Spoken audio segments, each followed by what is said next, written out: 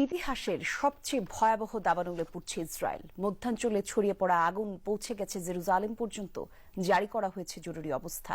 লোকালয়ে ছড়িয়ে পড়ার শঙ্কায় অন্তত 10টি এলাকা থেকে সরিয়ে নেওয়া হয়েছে বাসিন্দাদের। বন্ধ হয়ে গেছে জেরুজালেম তেল আবিবের প্রধান সড়ক।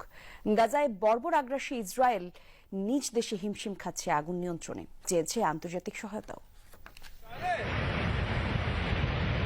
নির্বিচার বোমাবর্ষণে গাজাকে ধ্বংসস্তূপে পরিণত করা ইসরায়েলের মাইলের পর মাইল এলাকা পুড়ছে আগুনের লেলিহান শিখায়।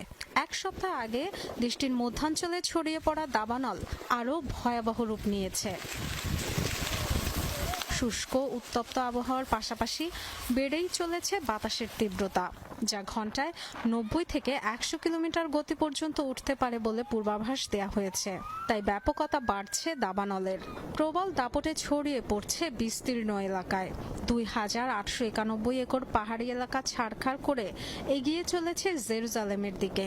বন্ধ হয়ে গেছে তেল আবিব জেরুজালেম প্রধান সড়ক। 1.5 বছর ধরে গাজায় নিরীহ মানুষের উপর নিধনযজ্ঞ চালালেও এখন আগুনের কাছে যেন অসহায় ইসরায়েল। 1.5 শতাধিক টিম নিয়েও দাবানল নিয়ন্ত্রণে দিশেহারা পরিস্থিতিতে বিশ্বের অন্যতম সামরিক শক্তিধর দেশটি সহায়তা চেয়েছে আন্তর্জাতিক মহলের। প্রধানমন্ত্রী বেনিয়ামিন নেতানিয়াহু জানিয়েছেন 3টি ফায়ার ফাইটিং প্লেন পাঠাবে ইতালি ও ক্রোয়েশিয়া। সহায়তার অঙ্গীকার করেছে ইউক্রেনও।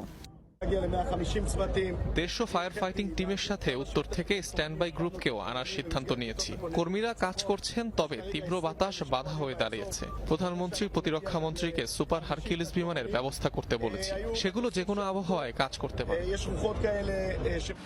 ইসরায়েলে মেমোরিয়াল ডের নানা আয়োজন বাতিল করা হয়েছে দাবানলের কারণে। খালি করে ফেলা হয়েছে আশপাশের 10টি লোকালয়।